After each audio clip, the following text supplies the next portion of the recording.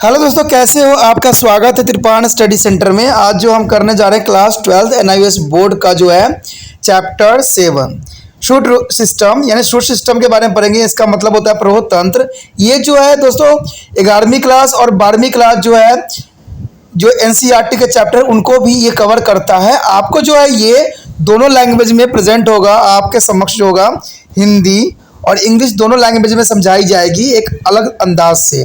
ठीक है, इसमें जो है शूट सिस्टम के बारे में यानी प्रहोत तंत्र के बारे में हर एक जो है ब्रीकी को हम समझेंगे और जानेंगे कि आखिर ये चीज़ होती क्या है और ये किस तरह जो है आपके स्टेम, ब्रांचेस, लीव्स, फ्लावर और फ्रूट सीड्स में अपनी इंपॉर्टेंट योगदान देता है।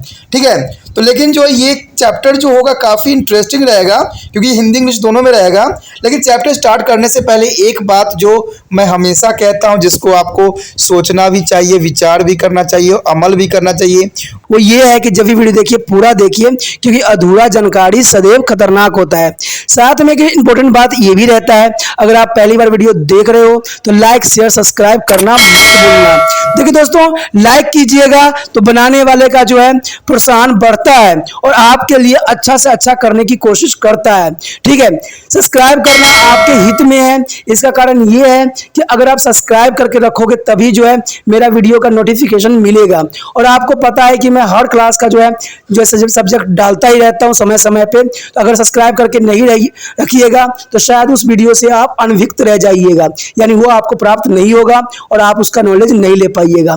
साथ में जो अगर आप शेयर करते हो तो शेयर करना एक जग कल्याण के समान माना जाता है। इससे ये होता है कि मान लीजिए कोई जो है बच्चा जो है मेरी वीडियो की उसकी जरूरत थी और आपके थ्रू वो वीडियो उसको पास पहुंचा है, तो वो सदैव ही आपका धन्यवादी रहेगा और सदैव ही आपका जो है शुक्रिया अदा करेगा कि तुम्हारे कारण मुझे जो है वीडियो प्राप्त हुआ। तो दोस्तों, आपको पता ही होगा कि त्रिपाण स्टडी सेंटर सिर्फ एक क्लास के लिए ही अग्रसर नहीं है, ये कई क्लासों के लिए अग्रसर है। जैसे 8th 9th 10th 11th 12th CBSE के सारे चैप्टरों को कवर करेगा समय के साथ। प्लस जो है एनआईओएस बोर्ड का 10th+2 को भी कवर करता है सभी सब्जेक्टों का। प्लस जो है बीए पंजाब यूनिवर्सिटी का जो है फर्स्ट सेमेस्टर से लेकर 6th सेमेस्टर तक 8 सब्जेक्टों को कवर करता है। प्लस जो है एमए के जो है बच्चे ऑन डिमांड जो मुझे करते हैं कमेंट, उनके लिए भी त्रिपाण स्टडी सेंटर जो है अग्रसर है। देखिए दोस्तों, त्रिपाण स्टडी सेंटर इतना बड़ा है, विस्तृत है, तो आपको अभी जो लाइक शेयर सब्सक्राइब कीजिए और अपने दोस्तों के साथ बांटिए। ठीक है, तो भूलिए मत, ये करना आपका फर्ज है और मेरा कार्य करना है आपको टॉपिक लेके चलना है। देखिए आज देखते हैं हमारा आज टॉपिक क्या है। Then the next topic is the types of the leaves. What do you mean to types of leaves? There are two types of leaves, simple and compound. Friend, here they are simple leaves of compound, the simple and compound. Some the leaves where to the board is the axial. You can recognize to the compound leaf from the simple one by their locating their auxiliary board. A board is the present in the axial of the both of simple and compound leaves, but not in the auxiliary of leaflet. The difference between the two types of leaves are given table. First is the simple leaves, a second is the compound leaf. The first is a simple leaf it leaf has a single undivided part and lamina. A second compound leaf is the lamina is divided into the many segments called to the leaflets. And second it is divided the inconsons do not is touch is the mid ribs, and compound leaf is the inconsons touch of the mid ribs. And secondly is the types of compound leaf is the types of compound leaf is the pinnate and plumate. There is a pinnate is the leaflets are attached to the mid ribs of the rachis and they are arranged to the laterally, and the plumate is the leaflet is deviated from the end of petalois like a finger of a plum. And the second part is a leaflet on the mid ribs may be get a further divided from to compound leaf. There is a unplumate, bipinnate and tripinnate, and the discompound. There is a plumate is the second is a depending upon the number of leaflet compound leaves and by flotates and triflotates and quadrate flotate and meliflotate. So in this figure, the plementary compound leaves and its types. The auxiliary board is also present on their leaves and the plementary compound leaves. There are different types of leaf is the plementary compound leaf and the types on the here.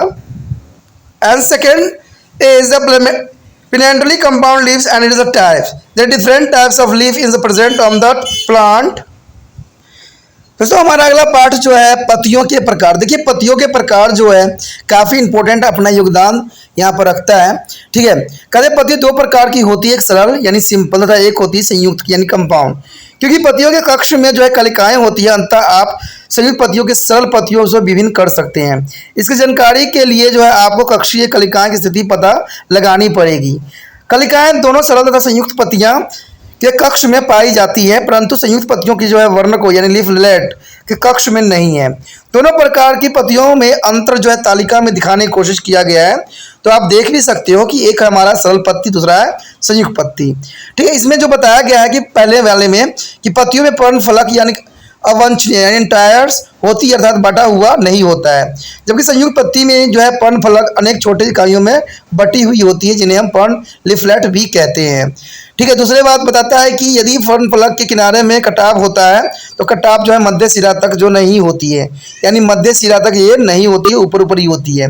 जबकि संयुक्त में ये बात बताई जाती है कटाव मध्य सिरा तक पहुंच जाती है, जो कि इसको एक इंपॉर्टेंट कैटेगरी में डालती है।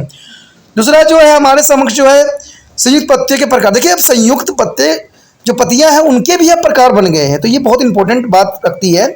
इसको जो हम पिचकार या हस्तकार कहते हैं। पहला जो का पिचकार कहलाएगा, दूसरा जो है हस्तकार कहलाएगा। तो पहले वाला में जो है मन के मध्य सिरात्मक रेक्युलस से जुड़ी होती है तथा पार्श्व रूप से ये व्यवस्थित रहते हैं सदैव। ठीक है, पर्ण वर्ण इसके अधिक सिरे के जुड़े रहते हैं तथा हथेली जैसे निकली उंगलियों की भांति प्रतीत होते हैं। ये हस्तकला का नाम भी हस्तकला और इसका जो है डायग्राम भी हस्तकला जैसा ही होता है, जैसे हम चित्र में भी अभी देखेंगे। ठीक है, पर्ण तथा मध्य सिरा फिर से विभाजित होकर जो है एक पिचकी यानी मिनी पेनिनेट्स, द्विपिचकी, बाइपेनिनेट एंड ट्रिपलेट नेट्स तथा विभजित पत्ती बनाती है। जबकि दूसरा हस्तकला में जो है वर्ण की संख्या पर आधारित जो है द्विपर्णित, त्रिपंथी, चतुर्पंथी तथा बहुपंथी प्रकार की संयुक्त पत्तियां करती है। इसमें जो है bifoliate, trifoliate and quadrifoliate and multifoliate present होती है, जैसे कि आप चित्र में भी यहाँ पर देख सकते हो। हस्तकला में देख सकते हो कि ये हाथों की उंगलियों के जैसे आकृति दिखाई दे रही है, सभी के सभी जो है हस्तकला यानी हाथों की उंगली की तरह दिखाई देती है। और इसमें त्रिपर्णी यानी बहुपर्णी सब नजर आते हैं। जबकि यहाँ पर दूसरे डायग्राम आप देखोगे पिचकार संयुक्त पंक्तियों के आकार में देखोगे, जिसमें संयुक्त है, कई जो है साथ में जुड़े हुए पत्तियां आपको नजर आएगा, जिसमें द्विबीजपत्री, त्रिबीजपत्री और जो है युक्त हो सकती है। तो यही जो है काफ़ी इंपॉर्टेंट इसको बनाता है, क्योंकि ये पत्तियां हैं तो देखिए पत्तियां को अपना एक विशेष कैटेगरी होती है, अपना एक विशिष्ट कार्य होता है। Our next topic is phlonotex. What do you mean to phlonotex? It is the arranging of the leaves on the stem or branches. The orientations and arrangement of leaf is such that there is get a appreciate amount of sunlight for a photosynthesis. It is of three types: alternate, opposite. The first is alternate. This is a single leaves arise at the each chord notes, and the China rose and the mango is the example. Second is the opposite. The leaves occur the pair at the each notes. These arrangements may be there is a two types: decostate, when there are successive pairs of leaves at the upper and lower notes are the right angles. Is example Tulsi. Clotopis means Tulsi. And second is a opposite, when the successive leaves pairs at the upper and lower notes are the set in the same plan of Gabava. The example of Gabava. Friend, here is the third point is a word red. There is a when there are more than two leaves at the each notes and arranged in the circle and whorl numerous. Here showing this picture is a phlonotex. There is the first is the opposite discarded and second is the opposite superopposite and the wordless and underlined there is present. The next topic is modification of leaf. Friend, what do you mean to modification of leaf? The thought that a function of leaves is to synthesize food. In the some case they get modified into the distracted structure to perform a special functions like a support and protection, to be a plant and storage of food and water or the catch insect as the case of insectivorous plant. And so in this table here modification of leaf, there is a first is type, second is a character and third is example. The leaves is a tendrils, is a type. There is a here leaves are leaflet get modified to form a thin, wireless, closely coil and sensitive structure called to the tendrils that is a help to the plant to the claim of support. Example P. Galloris lilies. And second is a piney. Spiny is there the leaves and modified into a sharp and pointed structure which protect the plant and help to the reducing or transpirations. The example is third is a prickly poppy and the Pinetius allowed. The third is important. Phlorid is the third and the peptides compound leaves is a common flattened leaves like a help in the photosynthesis. The leaflet is gradually is disappear. The third point is the Australian's acacius is the example. And fourth is a leaf of the insectivorous plant. It means it is a pitcher plant. There is one leaves get modified into the pitcher. Well, there is a blooded and some segment is a leaves get modified into the bladders and they help to the trapping of insect. So example, pitcher plant is an Aphthothales and bladders wall is a Auricularius plant. Here showing this picture, the clear modify of leaf of tundra, spans, picture plant, a broader wall. There is a different types of plant on present or our environment. The heterophyllus is a heteros is different. Some plants show the more than one types of leaves. In the same plant, this is a phenomenon is called heterophyll. There is a what is the heterophyll? There is a more than one types of leaf. Some plants show the more than one types of leaves in the same plant. Is phenomenon called to the heterophyll. It is found in some plants which is a remain to partly submerged in the water. The water Saturn nut and the Lithophilia is example this plant. इसमें जैसे कि दोस्तों आपको पता ही कि पर्ण विन्यास क्या होती है. पर्ण विन्यास जो होती है फेलोटॉक्सिस कहते हैं. फेलोटॉक्सिस जो होती है पर्ण विन्यास कहलाता है. तो पर्ण विन्यास का मतलब समझ ही गए होंगे. इसमें कहा जाता है इसका अर्थ यही होता है कि तना या शाखा पर पत्तियों के लगने की व्यवस्था को जो है पर्ण विन्यास कहते हैं. देखिए तना या शाखा पर पत्तियों के लगने यानी पत्ती जो अरेंजमेंट पत्तियों का होता है किसी भी पेड़ में, ठीक है, किसी भी पौधा में, तो उसी को ही हम पर्ण विन्यास कहते हैं यानी फेलोटेसिस कहते हैं. तो ये आपको समझ में आ ही गया कि फेलोटॉक्सिस का क्या अर्थ हुआ, क्या मतलब हुआ. तो याद रखना कि तना या शाखा यानी जो इसके जो होते हैं ब्रांचेस पे जो लगाए जो लगे होते हैं, जो लगने का जो अरेंजमेंट तरीका होता है उसी को जो है हम यहाँ पर पर्ण विन्यास या फेलोटॉक्सिस कहते हैं. पत्तियों की व्यवस्था क्रम इस प्रकार होती है ताकि उन्हें जो है प्रकाश संश्लेषण के लिए उपयुक्त प्रकाश मिल सके. यह तीन तरह की करती है. आपको पता है कि मेन जो कार्य होता है पौधों में पत्तियों का वो होता है उनके लिए भोजन बनाने का. तो उसी तरह से उसको अरेंजमेंट करना भी अत्यंत महत्वपूर्ण है और कुदरत ने उसको ऐसे अरेंजमेंट किया है कि जो है प्रकाश जो है पूरी जो है पत्तियों पे पड़े और उससे जो है वो भोजन बनाने में सक्षम हो जाए.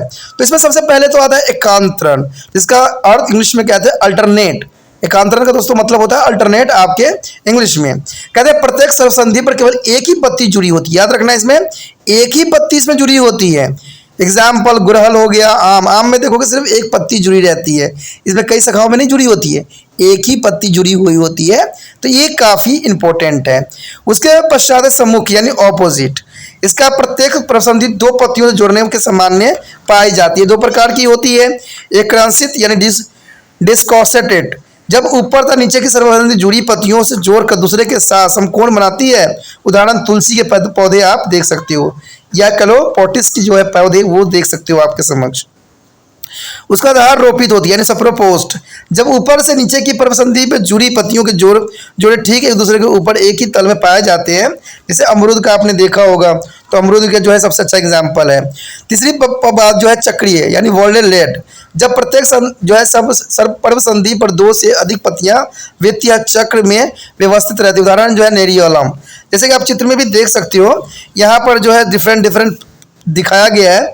तो कहीं जो है आपको दिखाया गया तुलसी के पत्ते भी दिखाए गए हैं जो कि इसको एक विशिष्ट बनाता है. यानी पत्तियों की जो है अरेंजमेंट होने की क्षमता जो है आपको यहाँ दिखाया गया है कि कैसे कैसे जो है यहाँ पर अरेंजमेंट है. उसके पश्चात हमारे समझ जो है पर्ण रूपांतरण यानी मॉडिफिकेशन. मॉडिफिकेशन कैसे होती है पर्ण रूपांतरण? तो कहते हैं पत्ती का जो है मुख्य कार्य भोजन संश्लेषण करना है, तो आपको भी पता है। कुछ पादपों में पत्ती विशिष्ट संरचना के रूपांतरित होकर इसके अतिरिक्त विशिष्ट कार्य जैसे पादप के आधार पर सुरक्षा देना भी होता है। देखिए, जब तक कोई जीव से अगर पौधों की बचाव नहीं होगी तो उसके लिए कुदरत ने कुछ न कुछ बातें जरूर दे रखा होता है। दूसरी बात होती है जल तथा भोजन संग्रह करना तथा कीटभक्षी पदार्थों में कीट पकड़ने में मदद करना। कई कई जो प्लांट होते हैं वो जो है अपना आश्रय जो है कीटों को पकड़ के यानी कीटों को खा के अपना जीवन व्यतीत करते हैं। जैसे पिचर प्लांट होती है वो ऐसा ही करती है। तो सबका अपना अपना कार्य है, अपना अपना जो है रूल रेगुलेशन है। तो यही बात यहाँ पर बताया गया। पहला जो है प्रकार, दूसरा है लक्षण, तीसरा है उदाहरण। अब देखिए यहाँ पर जो है पर्णप्रतान यानी लीफ टेंट्रिकल्स का जो है प्रकार एक तरह का है और इसका लक्षण क्या होगा? पतली होती है, ये तंतुनुमा होती है, कुंडलित होती है, संवेदनशील होती है। संरचना जिसे हम प्रतान कहा जाता है और जो पौधों के जो है रोह में मदद भी करती है। और उदाहरण जो है आपको पता ही है, मटर है, गिलोरी लिली हो सकती है। तो मटर के पौधा तो आपको बेशक गिलोरी लिली ना मिले, बट मटर के पौधा जो है आपके जो बगीचे में कहीं भी आपको मिल जाएगा या खेतों में आपको देखने को मिल जाएगा। या आप खुद भी जो है ग्रोथ करवा सकते हो गमले उमले में, तो देखने के लिए तो इतना तो कर ही सकते हो।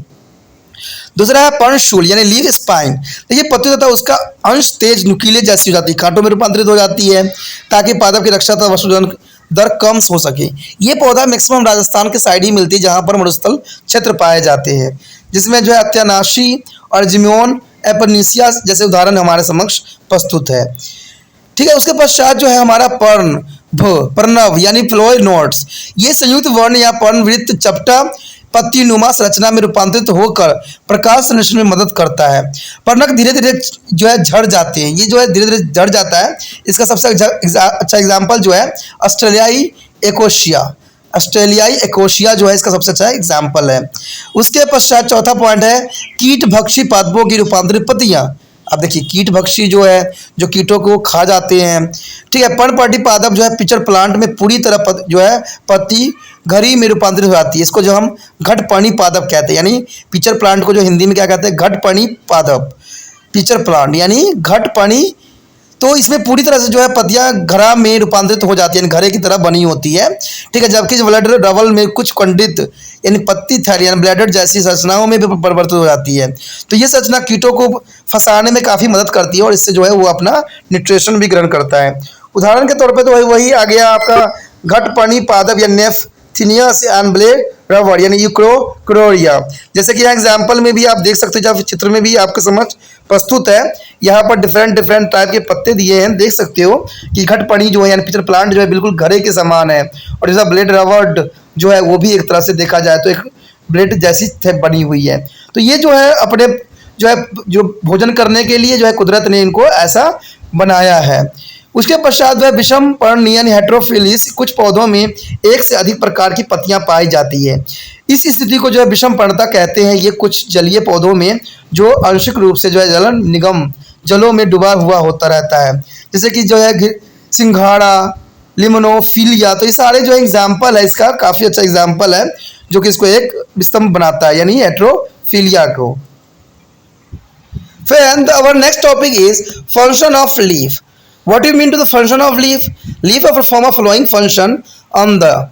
Therefore, first is the photosynthesis. The leaves are manufactured food in the presence of sunlight. Is important work for the function of leaf. The exchange of gases means stomata help to exchange of gas which are important for respiration and photosynthesis. And third is a transpirations. Transpiration means evaporations of excess of water in the vapor from a take place through the stomata which help in the ascent of the sap and the cooling of leaf surface. The cooling of leaf surface. And fourth is the gutations. Gutation is the exudations of excess of water containing salt take place in the liquid form from the leaf margin in the plant growing in the humid climate. And fifth is modification for a special function. Modification for a special function in a contain a plant leaves perform a functioning like a manufacturing and storing food, providing to support and protection vegetative progressions and trapping insect. दोस्तों, सबसे important इसका जो बात रखती है वो है पत्तियों के प्रकार, यानी पत्तियों का क्या फंक्शन है, क्या इसका जो है कार्य है, पत्तियां जो है पौधों में किस प्रकार से कार्य करता है। ये कई एग्जाम में जो है ये इंपॉर्टेंट क्वेश्चन बनाया गया है। और ये एक इम्पोर्टेंट क्वेश्चन भी होता है, आपको इस क्वेश्चन को इग्नोर नहीं करना चाहिए। जो ये टॉपिक है पत्तों के प्रकार, ये आ ही जाएगा, ये 100% विश्वास है। ठीक है, तो पत्तों के प्रकार के लिए एक क्वेश्चन जो है किसी भी एग्जाम में जरूर पूछा जाता है न किसी रूप में। तो ध्यान से सुनिएगा कि पत्ते के जो है कार्य क्या होता है, कैसे संपन्न करती है अपना कार्य। तो सबसे पहले जो है इसमें प्रकाश संश्लेषण के रिगार्डिंग देखिए, प्रकाश संश्लेषण जो होता है, सूर्य के प्रकाश की उपस्थिति में पत्ती भोजन का संश्लेषण करती है। ये तो आपको पता ही है कि प्रकाश जो है संश्लेषण यानी फोटोसिंथेसिस में सूर्य के प्रकाश की उपस्थिति में पत्ती जो है भोजन संश्लेषण करती है। दूसरा जो इसका कार्य है गैस विनिमय यानी एक्सचेंज ऑफ गैस। तो गैस विनिमय में क्या होता है, इसमें विभिन्न रंध्रों द्वारा जो है गैस विनिमय होती है, जो श्वसन तथा प्रकाश संश्लेषण के लिए अत्यंत महत्वपूर्ण है। अगर गैस जो होगा एक्सचेंज नहीं होगा, गैस विनिमय नहीं होगा, तो ये अपना भोजन बनाने में सक्षम नहीं रह सकता। उसके पश्चात है वर्षोत्सर्जन। देखिए ट्रांसपिरेशन बहुत इंपॉर्टेंट होता है पत्तियों में। कहते हैं जो स्टोमेटा यानी रंध्रों द्वारा जो है अतिरिक्त जल का वर्षोत्सर्जन वाष्प के रूप में होती है, जो पत्तियों को सतह को ठंडा देता है तथा जो है रसारोहण यानी सेंट ऑफ सैप में मदद भी करता है, जो कि इसका इंपॉर्टेंट बात बताती है। कहते हैं उसके बाद है बिंदु स्रोत यानी ग्यूटेशंस। ठीक है, लेकिन ग्यूटेशन करने से पहले आपको पता होना चाहिए कि वर्षोत्सर्जन जो होती है अगर पौधों में अधिक हो जाए तो पौधा जो है सूख जाता है। इसलिए स्टोमेटा जो होती है, स्टोमेटा भी एक अपना महत्वपूर्ण योगदान देती है। ठीक है, जब भोजन बनाया हो जाता है पौधों को तो स्टोमेटा जो है बंद हो जाती है, जब उसको बनाना होता है भोजन तो खुल जाती है। तो स्टोमेटा जो है यहाँ पर बहुत ही महत्वपूर्ण योगदान देता है पौधों में वर्षोत्सर्जन को रक्षा के लिए, और ये कहाँ प्रेजेंट होता है, पत्तियों में। तो इसीलिए जो है इंपॉर्टेंट रखता है। उसके पास है हमारा बिंदु स्वात्र यानी गुटेशंस। गुटेशन जो होती है नम जलवायु में पाए जाने वाले पौधों की पत्तियों के किनारे से अतिरिक्त लवणीय जल की बूंदों के रूप में रिसाव यानी क्रेडिट्स होती है, यानी ये बूंदों के रूप में जो है रिसाव करती है। ठीक है, तो ये काफ़ी इंपॉर्टेंट रखता है। कहते हैं विशिष्ट कार्य के लिए रूपांतरित भी हो जाती है। जैसे कुछ पादपों में पत्तियां जो है रूपांतरित होकर अन्य कार्य करती है, जैसे भोजन संश्लेषण तथा संग्रह, आधार में सुरक्षा कार्य का प्रबंधन, प्रोग्रेशन तथा कीटों को फंसाना। तो आपको पता ही है कि बहुत ही इंपॉर्टेंट कार्य जो है पत्तियों का होता है। तो ये एग्जाम के लिए भी और कई क्लासों के लिए इंपॉर्टेंट है। Next topic is internal structure of leaf. Friend, it's important topic internal structure of leaf. There are first of general feature. What do you mean to general feature? The leaves of most dicot is a plant is a dorus ventrals and oriental horizontal with their differentiated to the mesophyll. Whereas those of monocots are isobilaterals ordinate and vertically mesophyll is under differentiated. So VS of the leaves show the three main part: epidermis, mesophills and vascular system. Friend, the VS of leaf also in three parts is epidermis, mesophyll and vascular system. The first of all of epidermis. The epidermis is present on the both upper and lower surface of leaf. Friend, epidermis present is the upper surface and lower surface of leaf, means both side. The some epidermal cells give to rise to the guard cells. Some is guard cells that get arranged of from openings call it stomata is the opening of stomata, which helps exchange of gases from to photosynthesis and respiration and the evaporation of water vapor during to the transpirations. In a some monocots leaves some epidermal cells upper epidermis and become enlarged for to the wolfram cells which are lost water so that the leaves will become a tubulars and reduce to its transpiration on the hot sunny day. And mesophyll consist of chloroplast containing a paraphyllema is the chlorochima and is responsible for the carrying out of photosynthesis. It is differentiated into the palocydes and sponge cells the dicot leaves. In a monocot leaves is a blazocyte tissue is the lockings through the mesophills has only spongy tissue.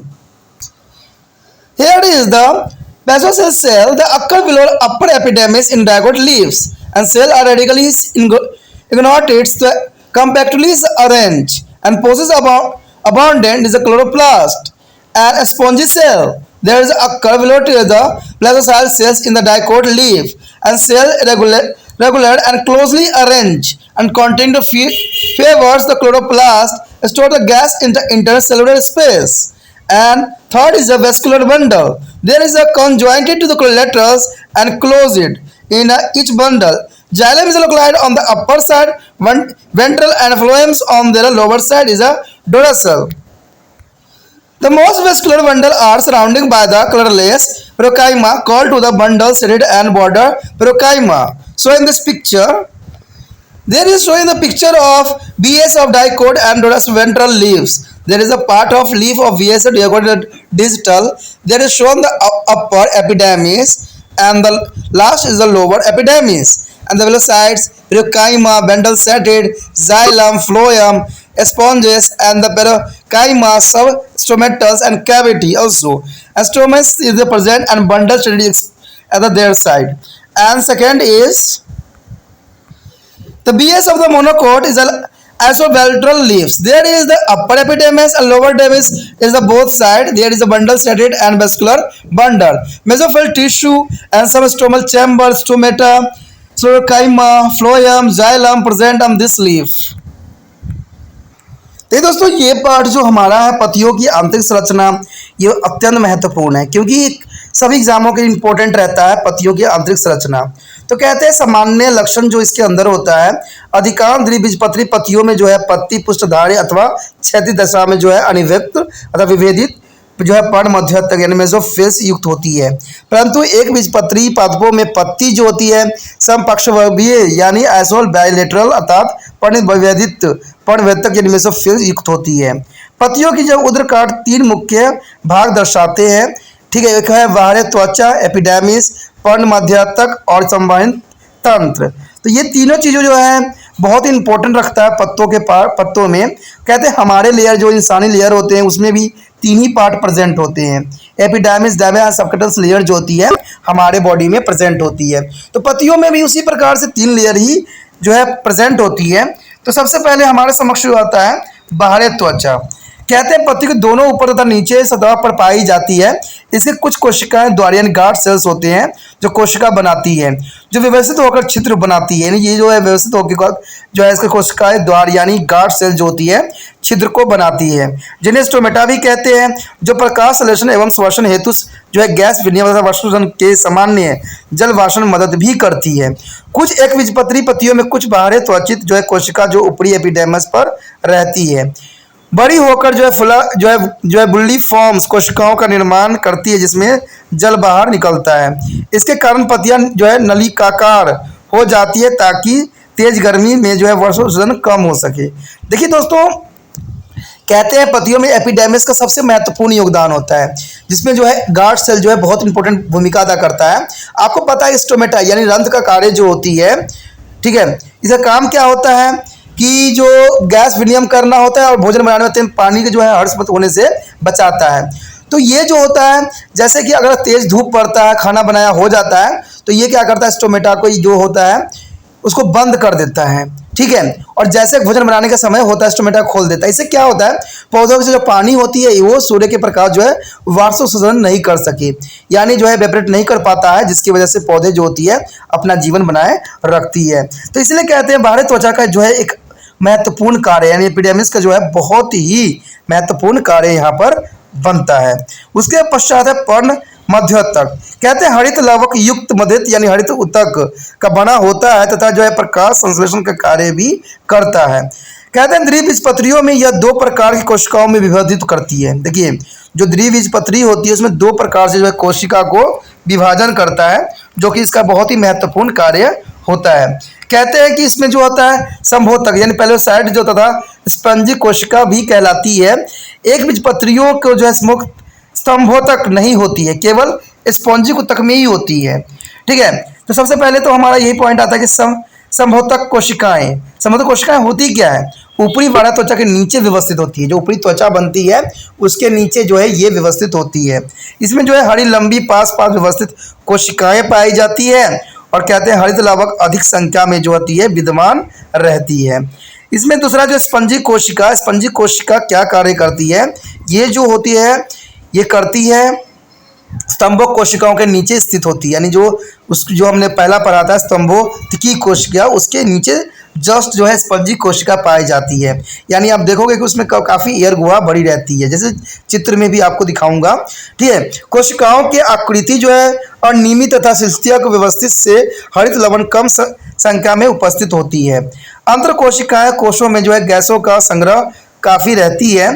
ठीक है, उसके पश्चात जो third point आता है, यानी third part जो पतियों में होता है वो है संवहनीय पुल। ये संयुक्त पार्श्विक एवं बंद होते हैं। ठीक है, यानी बंद तरह के पाए जाते हैं। कहते हैं प्रत्येक पुल में जाइलम जो है ऊपरी सतह की ओर पुष्टीय स्थित होती है। ठीक है, अधिकांश संवाहिनी पुल जो है रंगहीन मृद्रिक कोशिकाओं से घिरा रहता है, जिसे हम बंडल या अच्छद्र अथवा सीमांतक जो है मुद्रतक कहते हैं। यानी आप यहाँ पर जो है जो बॉर्डर प्रोकाइमा को है देख भी सकते हो, जैसे कि आपको डायग्राम में भी दिखाने की कोशिश किया गया है। इसमें आप देखोगे कि ऊपरी जो बाहरी त्वचा है और निचली बाहरी त्वचा यानी epidermis upper and the lower present है। सबसे पहले तो यही बात आपको देखना चाहिए। मैंने स्पंजी पेरोकाइमा की बात बताई थी। देखिए स्पंजी पेरोकाइमा भी आपको दिख रहा होगा, जो काफ़ी वाइट वाइट दिख रहा होता है और स्पेस खाली होता है, यानी गैप होता है इसमें।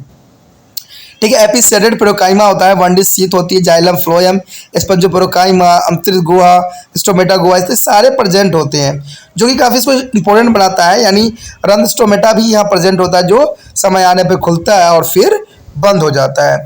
उसके पश्चात जो है इसका दूसरा जो है वो तो हमारा था द्विबीजपत्री में। अब एक बीजपत्री में जो है सेम उसी तरह से डायग्राम भी आपके समक्ष होगा।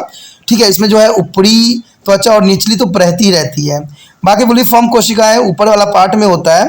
ठीक है, पुल्ली बंडल शीत भी होती है, संवाहनी बंडल भी होती है, मणिप्रयोतक भी पाई जाती है।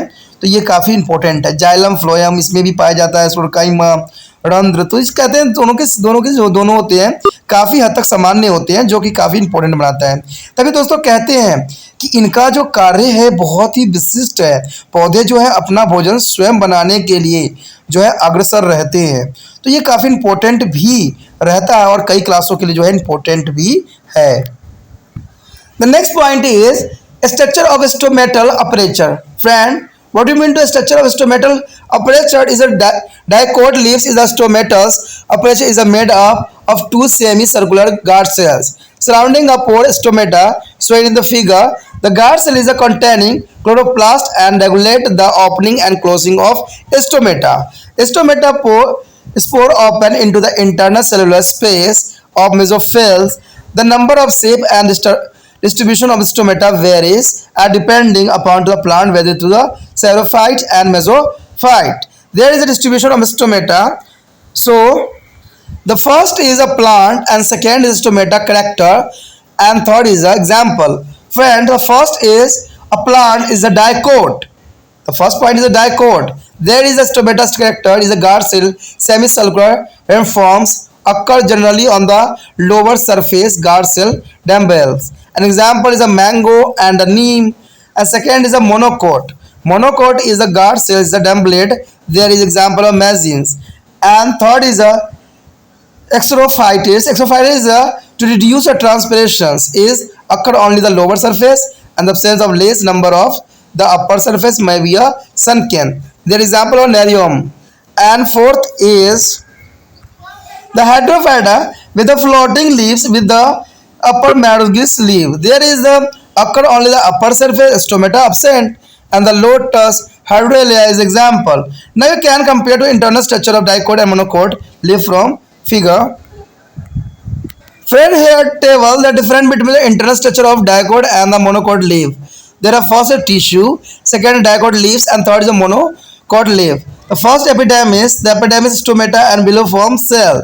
There is occur generally in the lower epidermis and here is the Volcroma cell is absent. But monocot leaves thirdly is occur both upper and lower epidermis and present in upper epidermis. And second is a mesophyll tissue and the dicotyl leaf is differentiated into the plastocytes and the spongy parenchyma. But monocot leaf is only spongy parenchyma and they are present. And third is the vascular system. The vascular system is the first, but second is in their form of network, but third is in a rows, and second is a vascular bundle in the midribs and region to large rest of the vascular bundle, decreasing the size toward the leaf margin. The third is there a vascular bundle is the middle ribs is a large but other vascular bundles are small, generally a small size. And next is a special feature usually form cell. There is a special types of cell, motor cells found in the upper lip surface and some monocot. Example, Maxis, Vajra, Jwar. And they help the leaf to be roll and the unroll of the due to change into the turbidity. And there is a leaf's roll when to this a cells loss of water due to high rate of transpirations, especially at the midday on hot sunny day. And thus the under dry condition they help in the reducing the loss of water vapor through the stomata. And second is a hair. The hair are present especially on the leaves on the plant going to dry conditions. They check their rate of transpirations. And next point is there protect the leaf from to the bright sunlight, high temperature and air pollution. And third point is a hydro. Third is a water stomata. Here these are the specially structure that present the leaves of any angiosperm and guidance the mustarose is occurring in the humidity climate.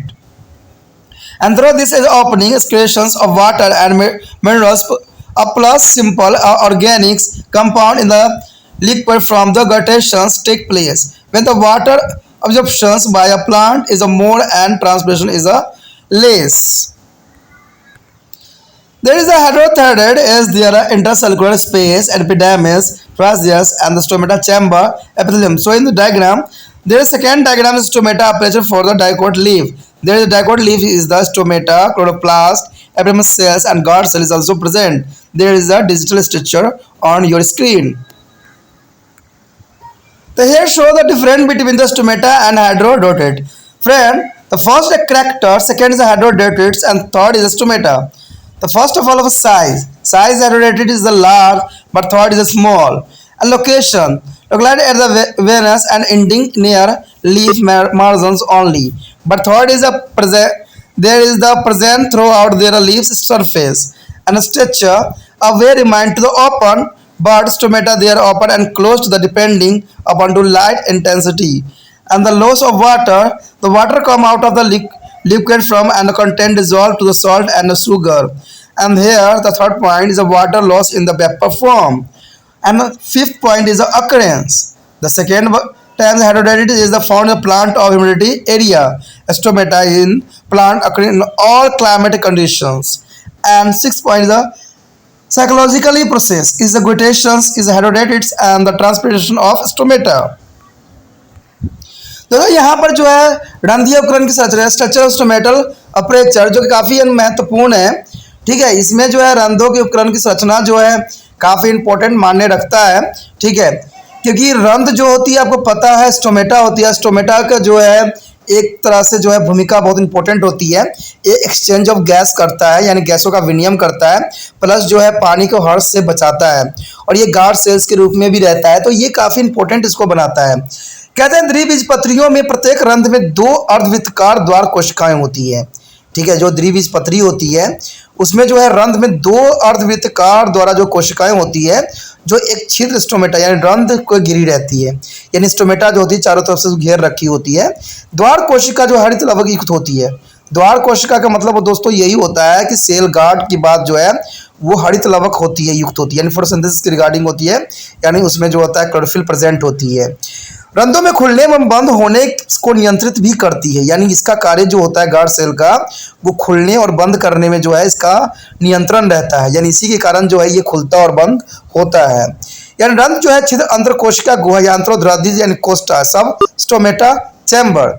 देखिए यहाँ पर जो है guard cell important भूमिका अदा कर रहा है और इंसान में जो है एक जो है जमान होती है यानी जो आपका टंग्स होती है वो इंपॉर्टेंट भूमिका अदा करता है, कोई भी चीज़ को मुंह में जाने से रोकता है।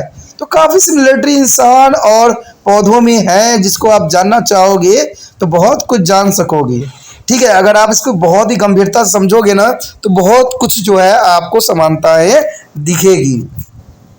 रंध्रों की संख्या, आकार तथा वितरण विभिन्न होते हैं। कहते हैं कि रंध्र जो होती है उनकी विभिन्न विभिन्न संख्याएं होती हैं, आकार विभिन्न होती हैं। लेकिन रंध्र जो है छिद्र अंतरकोशिका गुहा अंतरकोशिका सबस्टोमेटा चैम्बर्स में खुलता है। यानी ये कहाँ खुलता है दोस्तों? ये रंध्र छिद्र अंतरकोशिकीय गुहा अंदर और अधिक कष्ट में खुलती है, यानी सबस्टोमेटा चैम्बर्स में ये जाकर खुलती है। और कहते हैं इस पर निर्भर भी करती है और पादप मरुस्थल यानी जो है मरुभिद्र यानी एक्सोफाइटिस और मेसोफाइट्स जो काफ़ी इंपॉर्टेंट जो है यहाँ पर भूमिका अदा भी करता है। अब हमारे समक्ष जो आता है रंध्रों का वितरण, मीन्स कि पादप, रंध्र लक्षण और उदाहरण, कि पादप कैसे कैसे होते हैं पौधे और उनका जो है रंध्र लक्षण कैसी होती है। यानी एक तरफ जो है आपको पौधे दिए हुए हैं डिफरेंट जगहों के, डिफरेंट कैटेगरी के, और उसके पश्चात उसमें किस प्रकार के जो स्टोमेटा रंध्र होते हैं वो कार्य करते हैं और एग्जाम्पल के साथ दिया गया है, तो ये काफ़ी इंपॉर्टेंट रहता है। तो सबसे पहले पादप तो हम लेते हैं द्विबीजपत्री वाले पौधे। तो इसमें क्या होता है, रंध्र लक्षण क्या होती है?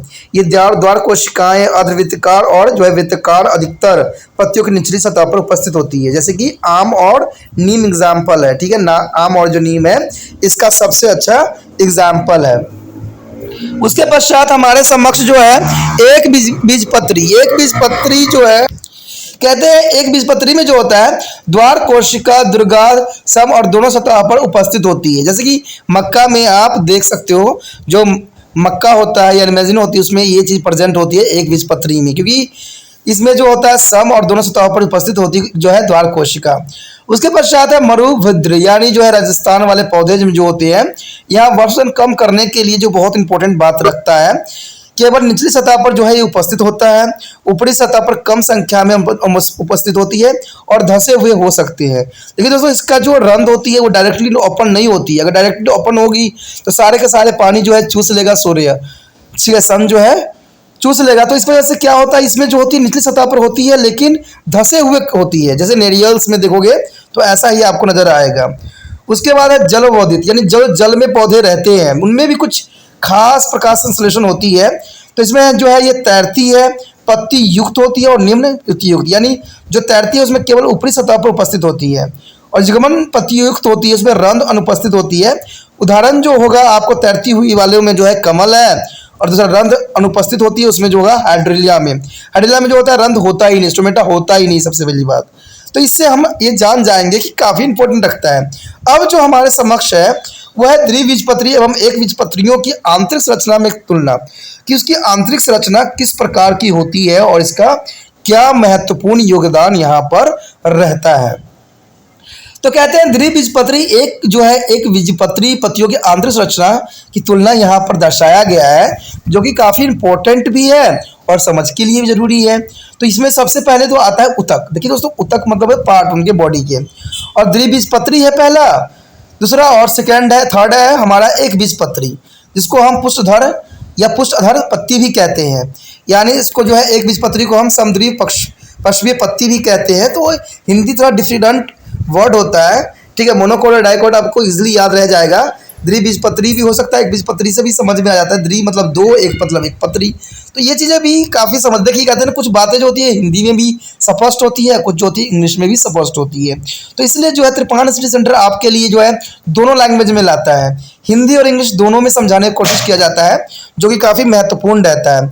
और आपको भी इसको जो है समझना चाहिए और त्रिपाण स्टडी सेंटर को प्रोत्साहित करना चाहिए, बच्चों के साथ शेयर करना चाहिए, बच्चों को बताना चाहिए, इससे जो है आपके लिए बेहतर से बेहतर किया जा सके। ठीक है, कहते हैं आप तो मुझे देख नहीं सकते लेकिन आप मेरी बातें जो है समझ सकते हो, क्योंकि कभी कभी जो होते हैं बातों भी बहुत इंपॉर्टेंट होती है जिसको समझना होता है।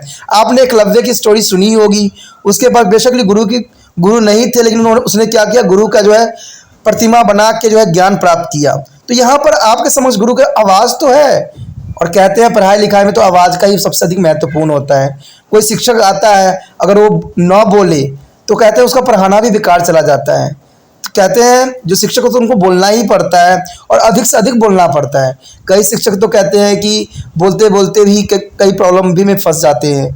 तो आप समझ सकते हो कि मैं इतना देर आपके समक्ष बोलता हूँ, आपके लिए जो है हर तरह की बातें समझाने की कोशिश करता हूँ, तो आपका भी फर्ज बनता है ना कि इसको शेयर कीजिए, दूसरे बच्चों को बताइए, इसको आगे बढ़ाइए, क्योंकि इससे प्रोत्साहन बढ़ेगा मुझे और मुझे खुशी मिलेगी कि कम से कम बच्चे तो देखते तो हैं, समझ में तो आता है। क्योंकि मेरा एक विचार और भी है, कि मैं चाहता हूं कि आप लोग जो है अगर कुछ गलतियां हो रही है इसमें तो आप मुझे कमेंट करके बताइए। दोस्तों ये अत्यंत महत्वपूर्ण रहता है कि अगर आप मुझे गलतियों को बताइएगा तो मैं इसको बेटर से बेटर करने की कोशिश करूंगा और अच्छे से अच्छा करूंगा। देखिए मैं जानता हूं कि दुनिया में कोई भी व्यक्ति जो है परिपूर्ण नहीं है। मेरे से बेटर आप लोग जानते हो और आप लोग से बेटर भी दूसरे बंदे जानते हैं। लेकिन मैं जो हूँ सिर्फ सिलेबस के रिगार्डिंग आपको कराने की कोशिश कर रहा हूँ कि आपको इधर उधर भटकने की आवश्यकता ना पड़े और सिलेबस के रिगार्डिंग जो है आप अपना टॉपिक इसमें से सिलेक्ट कर सको। ठीक है, तो ये आपके ऊपर छोड़ता हूँ कि आप कमेंट कीजिए, बताइए और सजेशन भी मुझे दीजिए जो कि बहुत ही मेरे लिए महत्वपूर्ण होगा। ठीक है, तो हम जो है यहाँ पर द्विबीजपत्र, एक बीजपत्र यानी मोनोकोट और डाइकोट के बारे में पढ़ते हैं कि आखिर इसमें है क्या। तो सबसे पहले तो ऊतक ये आती है जिसमें बाह्य त्वचा के बारे में बताया गया है, जिसमें रंध्र आती है स्टोमेटा। तो स्टोमेटा क्या होता है, अधिकतम निचली बाह्य से उपस्थित होती है द्विबीजपत्री में। द्विबीजपत्री में दोस्तों जो होता है अधिकतर निचली बाह्य त्वचा पर ये उपस्थित होती है। और एक बीजपत्री में क्या होता है, दोनों ऊपरी तथा निचली बाह्य त्वचा पर स्थित होती है ये। ठीक है, उसका दूसरी बात बताता है कि बिलोफॉर्म, बिलोफॉर्म कोशिका क्या होती है, ये होती है द्विबीजपत्री में अनुपस्थित होता है और एक बीजपत्री में क्या होता है, उपस्थित होता है। तो ये काफ़ी इसके लिए विशिष्ट बनाता है। उसके पश्चात है पर्ण मध्योतक।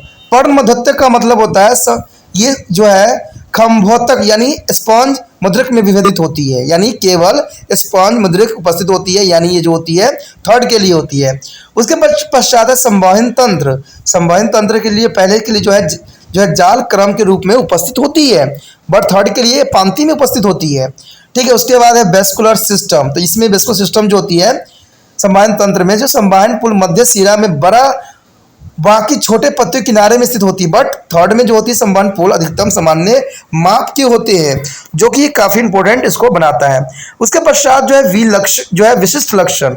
देखिए कुछ लक्षण के बारे में हमें जानना अत्यंत महत्वपूर्ण है। हमने पत्ते के बारे में इतना कुछ जान चुके हैं, लीफ के बारे में, तो उसके कुछ लक्षण भी हम जान लेते हैं। तो सबसे पहले तो यही आता है बुल्ली फॉर्म कोशिकाएं। बुल्ली फॉर्म कोशिका का मतलब होता है motor cell.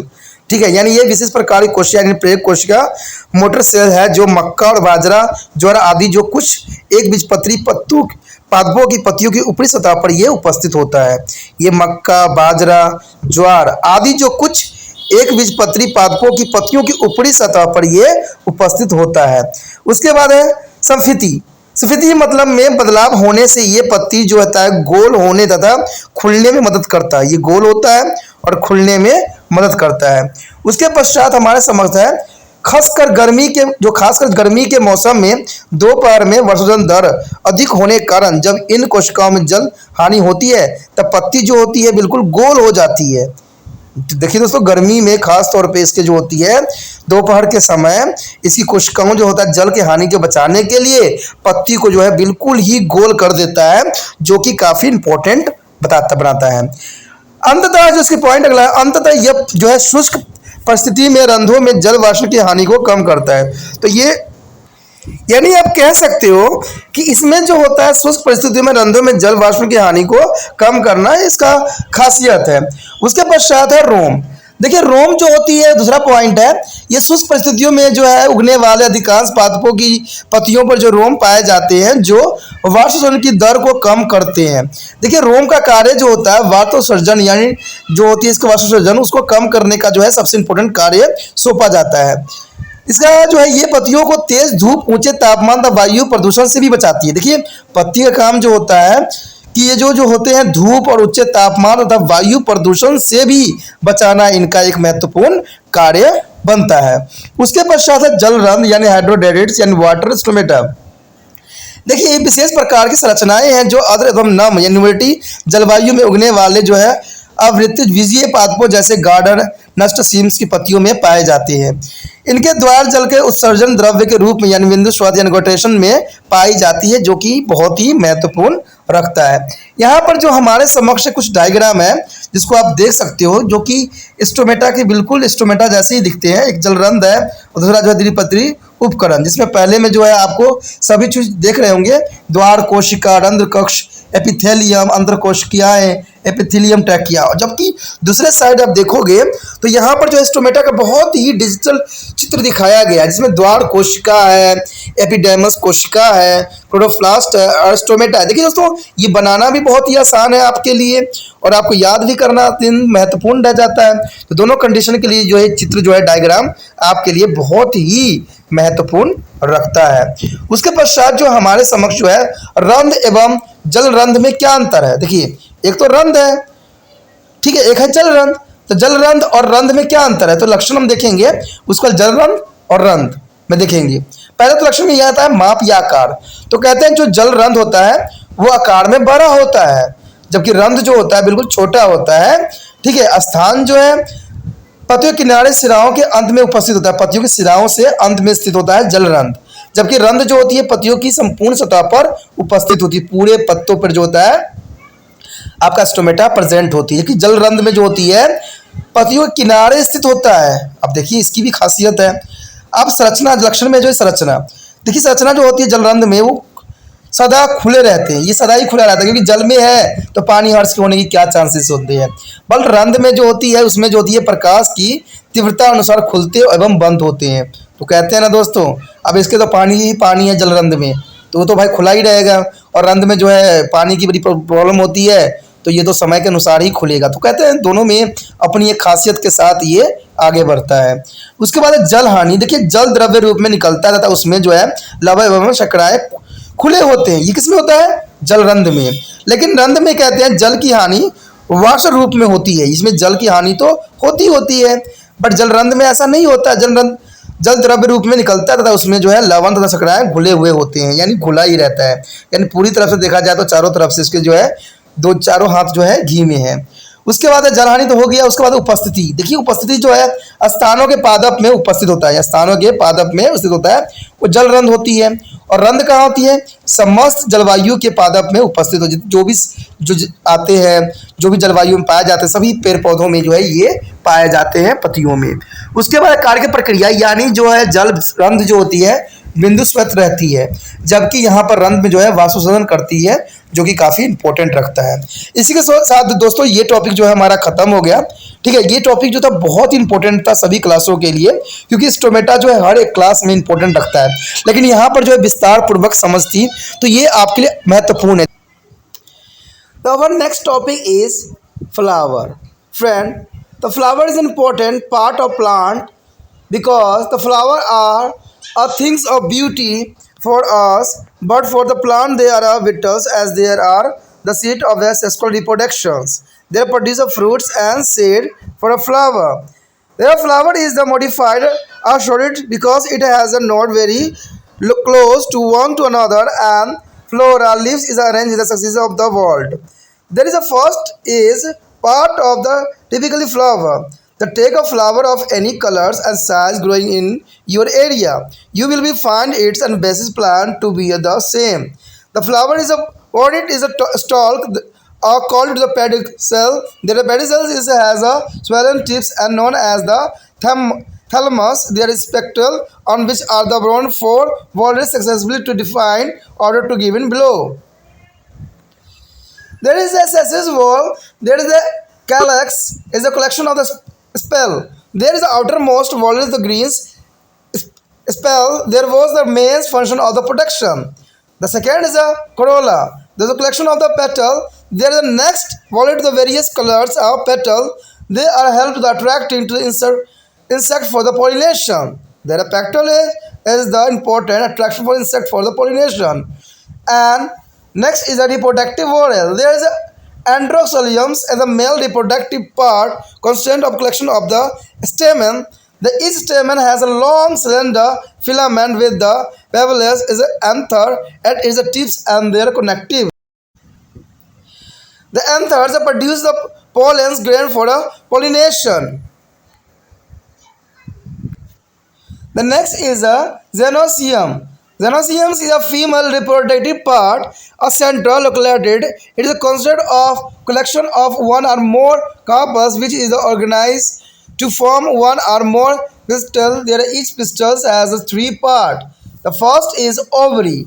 Ovary, it is the swellens basal part, one of many chambers called locules that containing vasculus is will get fertilized to form a seeds and the fertilizer ovary from the fruit. Here, show in this picture, when the typical flower and their part is important for exam view, there is styles, stigma, petal, stamens, carpus and sepal. They represent of this flower. Here is a style. It is inverted stews connected the upper part of ovary to stigma, and the stigma it is the receptive to the surface of pollens. There is a common variation in flower and it is a flora plant. Their flowers show a lot of variation, some of which you can study from table. The first of all, the variation of flower. The first is a variation, the second is character. The first is a variation is a complete perfect flower. Is a all four flora what it present. As a variation is an incomplete, imperfect flower. Their character is any one or more of flora. Flora is the absent. The second variation is a bisexual, is a hermaphrodite. There is the characters of both reproductive organs, stamen and the carpel present. And fourth is the unicellular, sexular. There is the first is the staminate as a male flower. Their character is the only stamen present. And second is the pistillate, it is a female flower. Here only pistil is present. And first is on the base occurrence of the unicellular sexual flower plant is monocysis and dichocysis. There is the both male and female flower occur on the same plant. There are the cucumbers, male and female flowers occur on different plant is papaya.